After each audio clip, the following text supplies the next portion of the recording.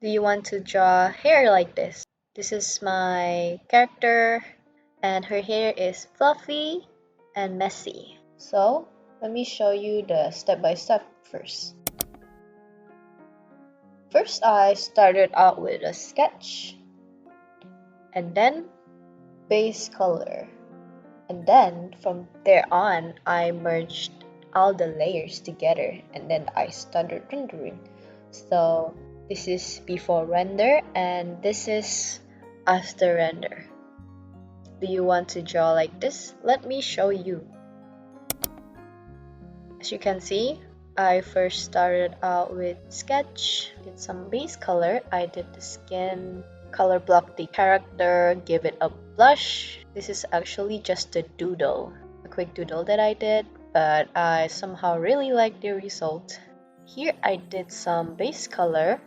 Since I'm just gonna render on top of it, I don't really care if it's messy. Like, you're just gonna paint it in the end, might as well make the base color messy, as long as you got the general idea of the color.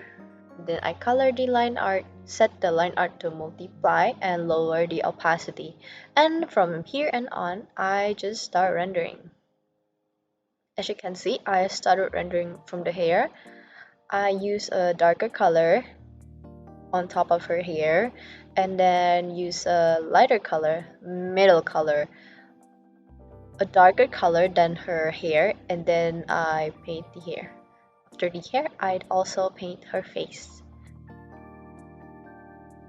I feel like this style is much more simpler than what I usually do, but it's cute and I like her face. For now, her face looks really wonky, but it's okay, we'll fix it later.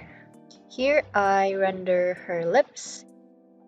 One of her signature design is her cat-like lips, which I love.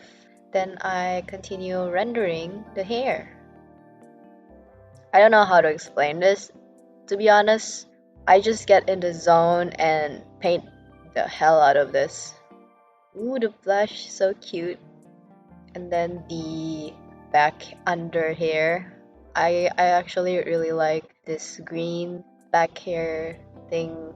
I don't know what does it called. Okay, so I use a soft brush, right?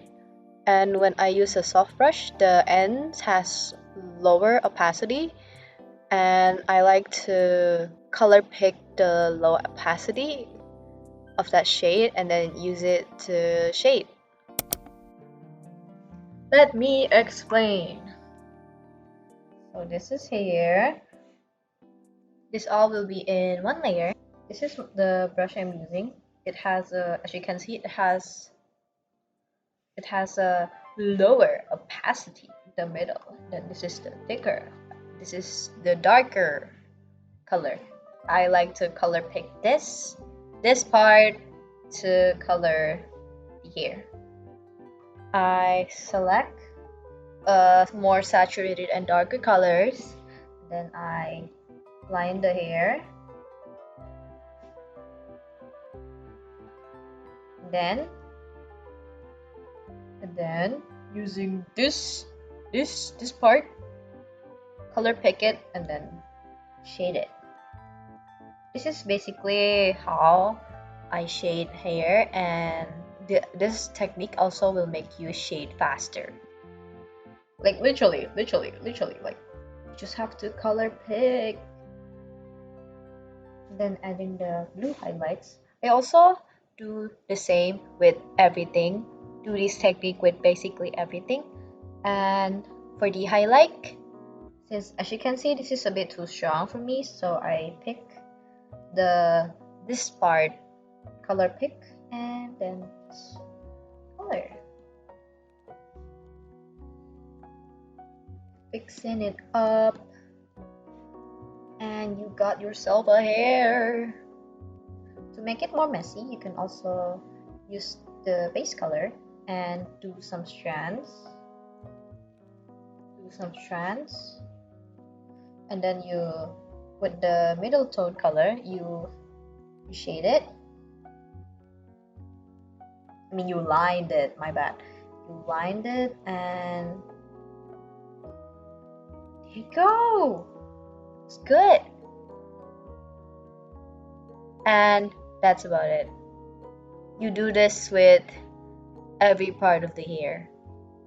The highlights, for the highlights, you don't have to do it in every part, but the basic is like this. This is how I do it. Every artist has different style on how they draw things, and this is just how I do mine. This is why I have color pick as one of my, what is it called? Short keys? Erasing the unnecessary parts and then coloring. Okay.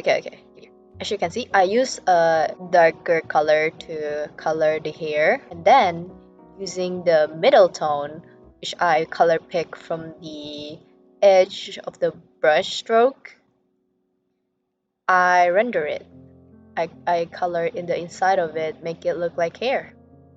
Same thing goes to this to everywhere basically. This thing also, I'm using blue as highlight, saturated blue as highlight, because I think it looks good. Since I'm using a soft brush, the hair looks really fluffy, which I love.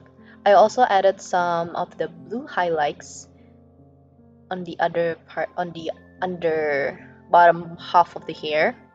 Here I'm just adding some finishing touches, rendering her shoulder. I did this technique basically on everything. And here I'm adding some blue tint on the hair shading to make it look more colorful, and then highlight, and then I flip the canvas and fixes some parts that I think look weird. See? Since Paint Tool Sai doesn't have liquify, I use lasso tool. I use lasso tool to select the parts I want to move, and then I control T, which is transform, and move it to the right place. And then fix it. Ta-da! Now the eye looks less weird. More rendering. I love her fluffy hair. I think it looks really cute. More rendering. Just know that the more colorful the better. And then here I feel like her mouth looks too weird, so I decided to maybe make it manga style and make the inside of her mouth wide, but it looks weirder somehow. Then I settle in with teeth, and then it looks nice. I'm happy with this. The little slight teeth shown makes her look cute, so I'm happy. Here rendering her lips. And I'm done. As you can see, the comparison is insane. And I love it. I'm really happy with this artwork. This is so this is actually just a doodle, man. I've been drawing with Ibis Paint, and it's been quite a while since the last time I drawn with Paint Tool Sai. So now that I feel like it, I thought maybe I'll do some quick doodle, and I did, and it's so cute. She looks so cute. I love this. And while drawing this, I thought I might as well provide some hair tutorial. I hope my explanation is clear enough. And that's it for today's video. This is just a simple hair tutorial that maybe you like, that you maybe find useful. And also, this is a good opportunity to use this model. Okay, bye. Subscribe, like, check out my other videos, check out my social media, and that's about it. See ya.